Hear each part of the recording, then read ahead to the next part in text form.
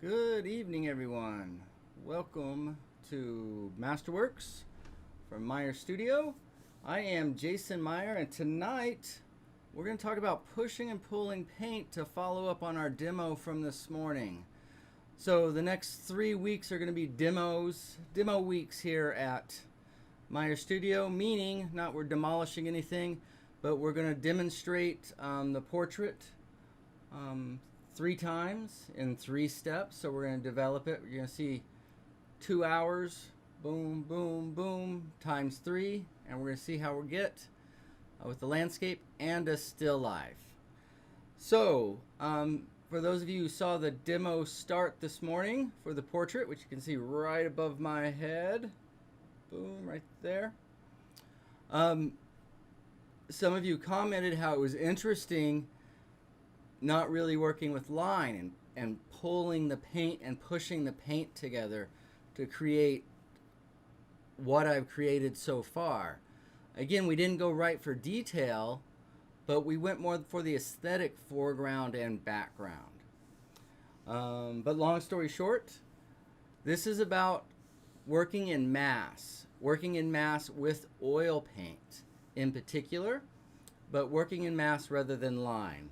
So I thought, who better to look at than Mr. Rembrandt himself to see how he pulled and pushed paint to get these wonderful shapes and forms singing and dancing through his work. I also thought, I don't know, feeling a little saucy tonight, I guess. Thought we might try something a little bit different. Let's see, we're going to see how this setup works right here.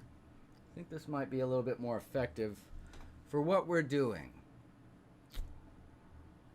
All right, so let's take a look, and in particular, we're going to isolate.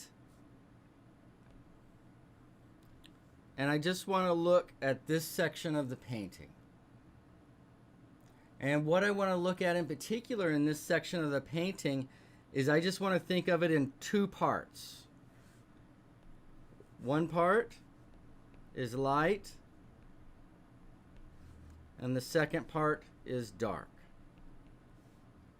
So light would be all of this, and dark is going to be all of that. Okay, so that's the language I'll be using. What I mean when I say light and dark.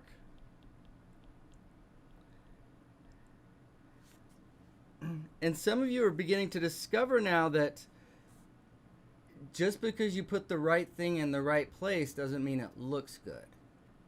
Right? And the whole thing about the oil paint is the texture and the length it takes to dry and the different qualities we can make of it.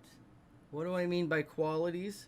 Well, let's look here at a small section. Let's get right in here, this guy in the face here. Let's get right down in here. Doesn't this paint seem to have a different quality than, say, those passages? Or even the light passages here? Right? Can you see the texture in the paint? Where the light, and it's most texture where it's lightest. And then if we compare that to our darks,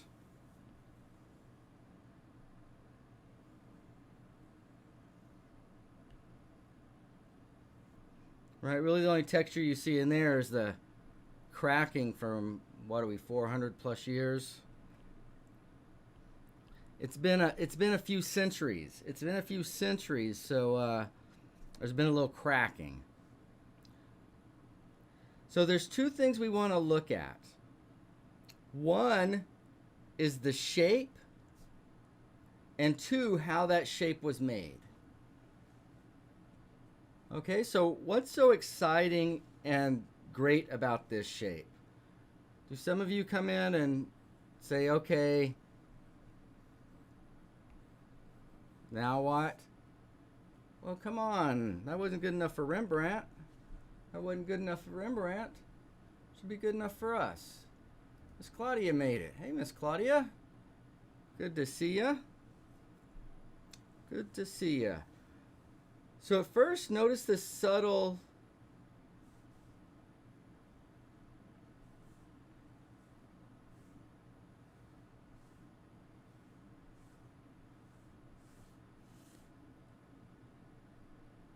do you see those little patterns?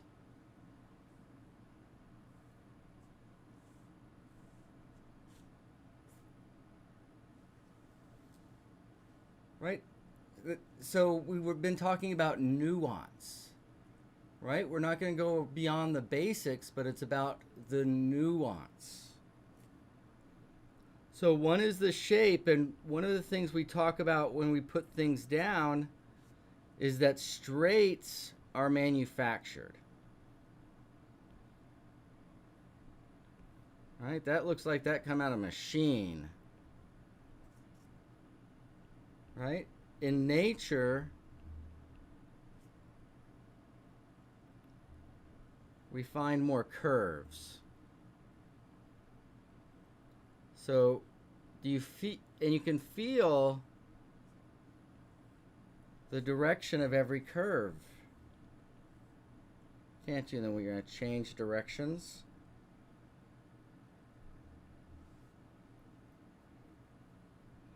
Okay, so a lot of that comes from the shape, and it also comes from the edge of the shape.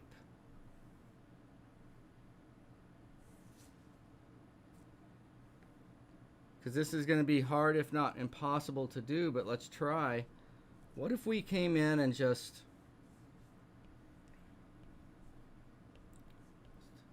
Okay, I did what Rembrandt did.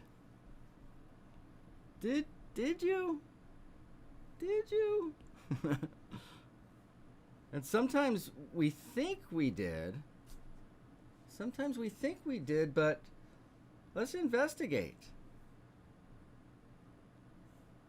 Those edges seem a little rougher. Those seem a little rougher than those. When I mean rougher, I mean kind of straight, not as organic. Not as organic.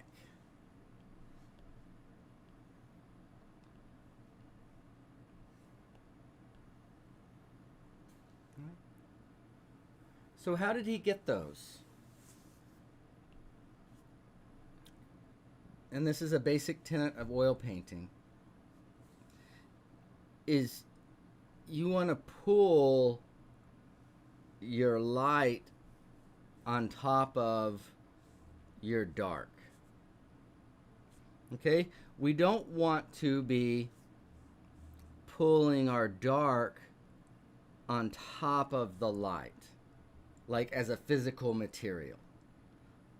We want the dark to lay underneath, and we want that light then can be pulled across. And if that paint's of a certain quality, of a certain tackiness, if it has a certain pull,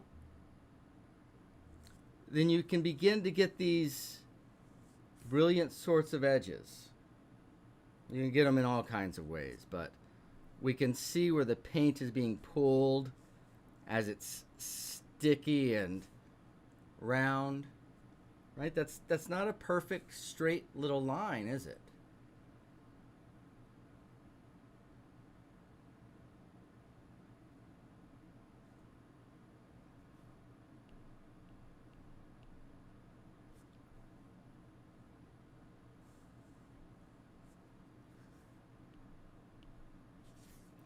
Okay, so the active shapes going around the forms, and then the light being pulled into the dark, right?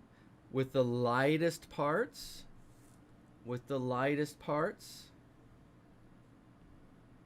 having the thickest paint. So we go from thin to thick as we go dark to light. All right. Hope everybody put their seatbelt on. So we're going to go for a really fun ride.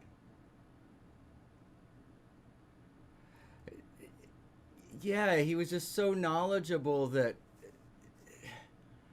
you could see he does it in a sense effortlessly, but that paint quality has just got to be right. Just got to be right. So let's move to one more. Let's move to one more tonight. Let's move to this one. And again, I want to look at a very particular part of this painting.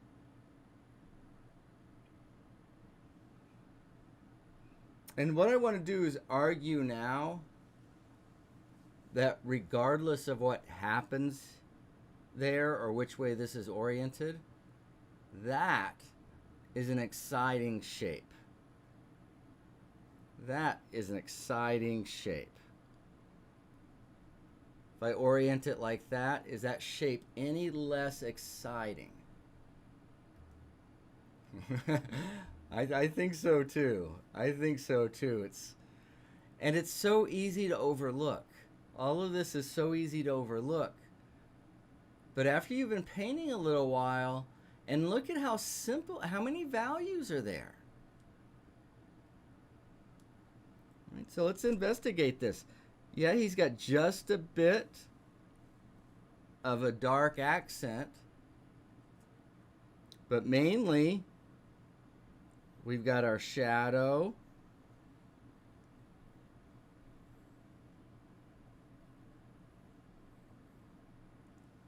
and our light.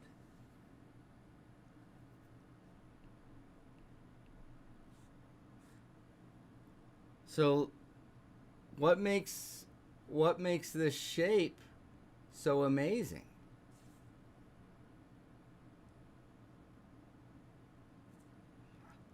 Again, you can feel almost every brush stroke literally sculpting this form.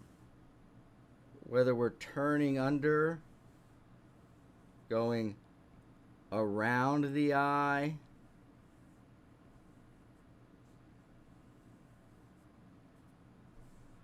right? Look at, you can feel that light.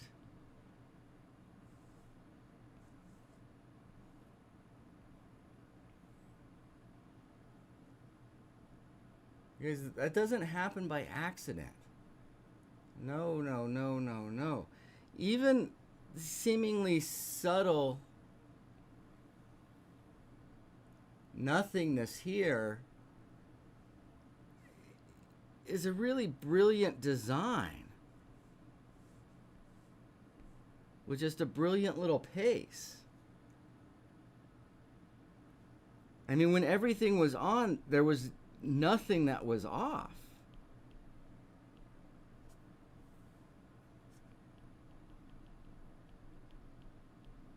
It's on the bottom now, but this is actually the top eyelid. Just forget about everything else right now and think about that as a light shape. All right, and just really chew on that as a light shape. Nothing else. And when I say chew on it, because it takes a minute to see the delicacy of the release. The delicacy of the release. But all of that was orchestrated. It absolutely is no accident.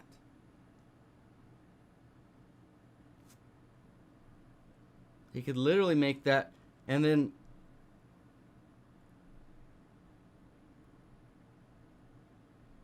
I mean, even if we don't know what it is, tell me that's not beautiful. And again, look at the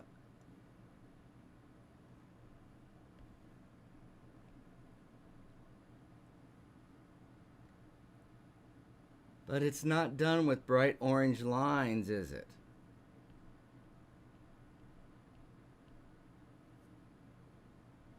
Look at how we get from here to here. Okay, this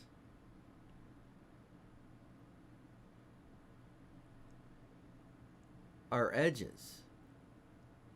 How you get from one to the other is everything.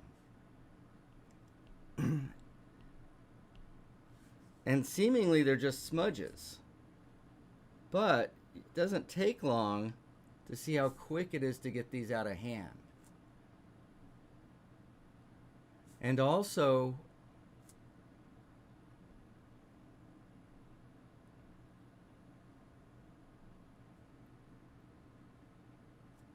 right, it's always part of a bigger design. It's always part of a bigger design. But Rembrandt would never do something like this. No, no, no, no, no, no. What is he? Oh, he's gone around this way, and then he's gone around this way, and then he's gone around that way. Can you guys... That is really... The difference there is the nuance between that ending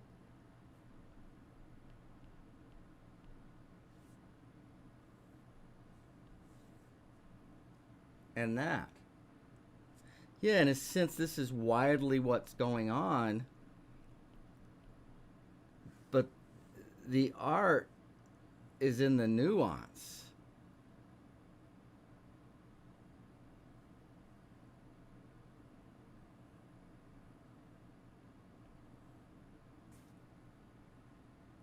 I mean, look at that. Come on. Come on. How is that not like so fun? The nose. But let me ask you something else. Okay, you okay if I ask a couple questions? You okay if I ask a couple questions? Is there more form on that part of the forehead or in that eye?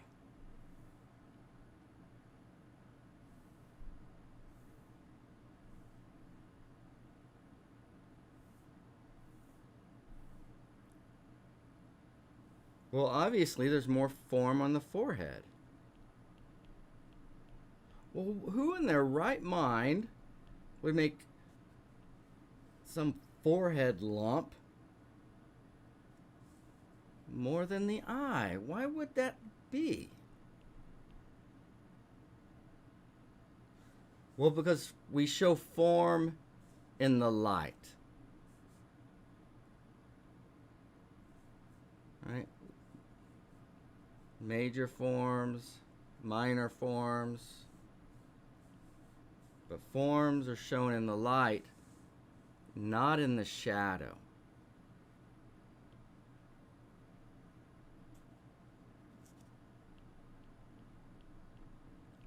Right after you've been painting a little while, it doesn't take long to figure out. That takes a lot of work. That form takes a lot of work. It also takes a lot of work from the viewer. So both you and the viewer need to take a little break for the shadow. And at first, as the artist, you think, no, I can't do that, I can't do that. But it's what's required.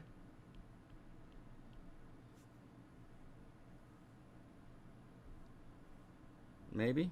Let's see, one more time, there we go. It's what's required to let the form and the light look as active as it is. Right? For that to work, we need that. Right? This is going to translate as the silence between the notes. Right? And then, like, that's the guitar solo.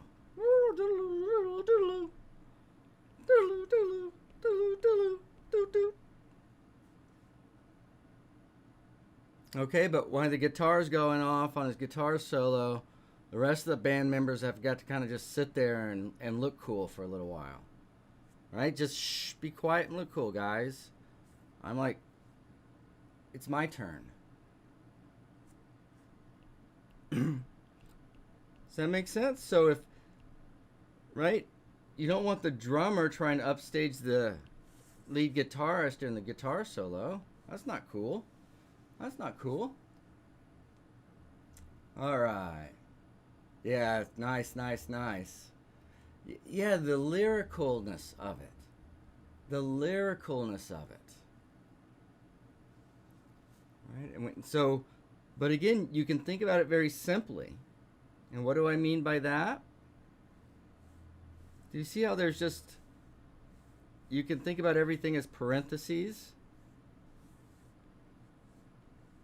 And then at some point, it's going to go to the other side. And then sometimes things press down on that.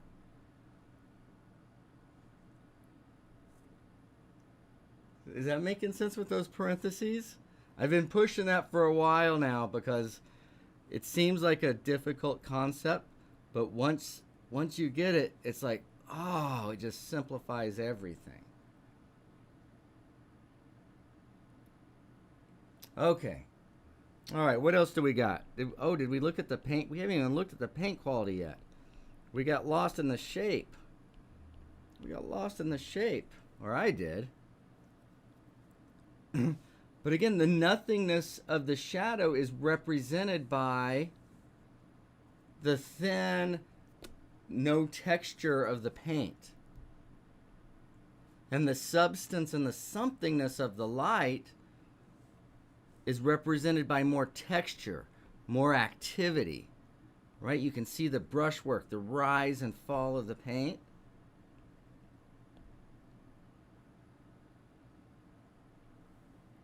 And then variety is good, right? Along with thick paint over here, just scratching into the canvas.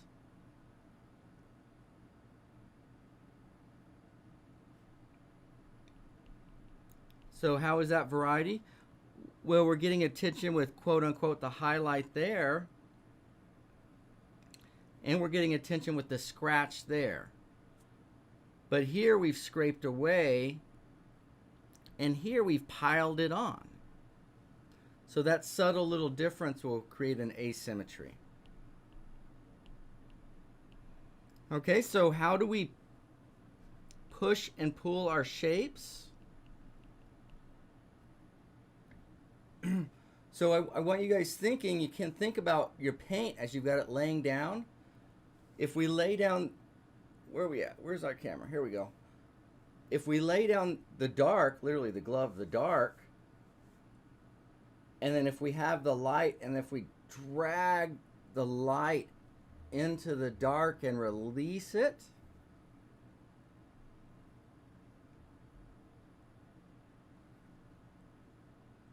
you can start getting more control over that. But you've got to kind of be mindful to be there at that release.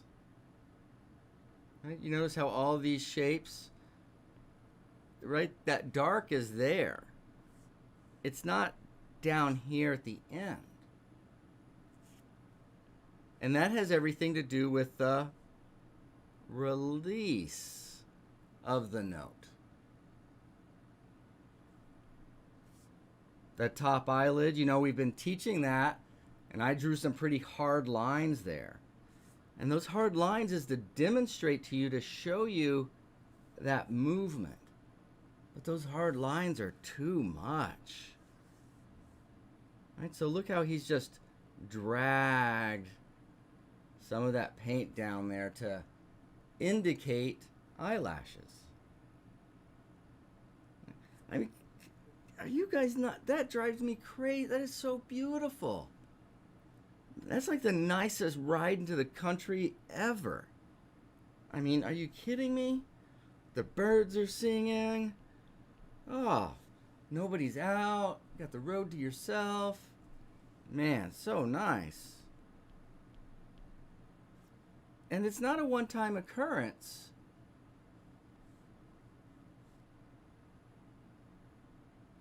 It seems to happen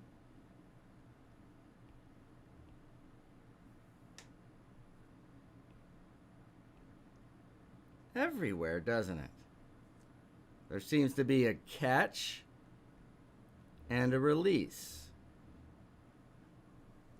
I've heard David LaFell describe it as you jump to the finish and you tie it back to what's underneath, or you tie it to the middle. Finish being clarity, middle being vagueness.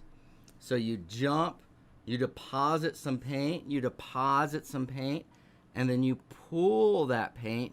You pull that paint with your paintbrush over on top of that dark.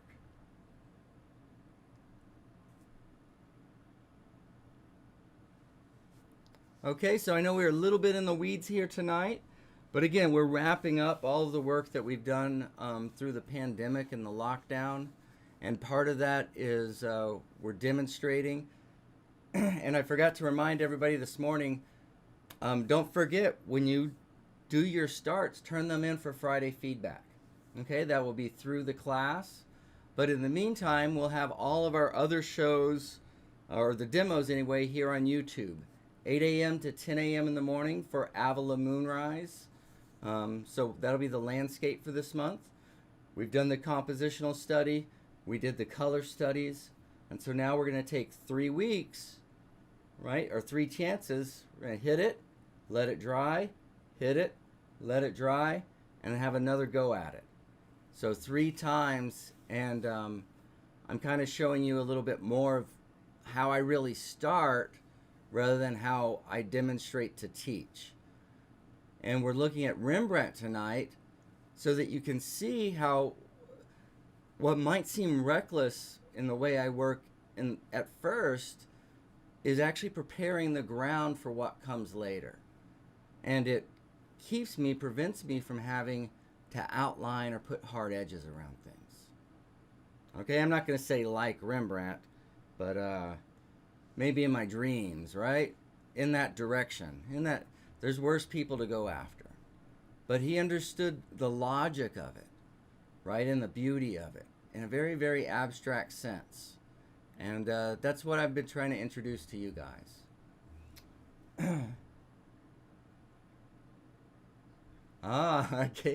Katie, yeah. Katie, you're in this. I like this. So Katie says, is that why you let it dry for release? Well, yeah, if you've worked on an oil painting at a certain point, everything just mushes into everything else. But imagine when you were laying on this stroke right here, rather than this shadow being wet, if it was dry, like a brand new canvas, then you can literally take your thick paint and deposit it and then kind of wear it off and lift it up as you pull it into that dryness. Now there's also ways to do wet into wet, but why not have both ways, right? For the most variety in the paint surface. All right, I think we'll leave it there. Glad some of you guys caught that. Katie, you're on the scent. You got it. Just keep thinking about it and working about it, and I can't wait to see what you do. Thank you, Claudia, and I think that will be about it for tonight. Let's see, how do I close this down? There we go. So again, tomorrow morning, we will be back for our Moon over Avila demonstration, and that'll go from about 8 a.m. to 10 a.m., and all I'm going to do is do the start. And much like the portrait today, I'm going to try to see how open I can leave it, as well as nailing down the important parts.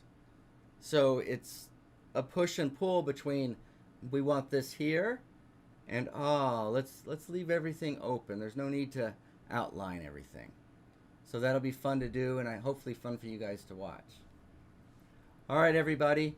Don't forget, starting next month, August 2nd, we've got our 3-month course where we will take a portrait, landscape, and still life. You can choose which one you want. 6 weeks of study, 6 weeks to execute the painting, and then 1 week to review and celebrate. So whatever level you're at, if you're into development, if you're into growing, if you're into getting better, if you're open to try it this way and try it another way and try it another way before we actually do it, that'll be the perfect course for you. So we hope you'll join us. All right. Much love to all you guys. Love you so much. Bye bye.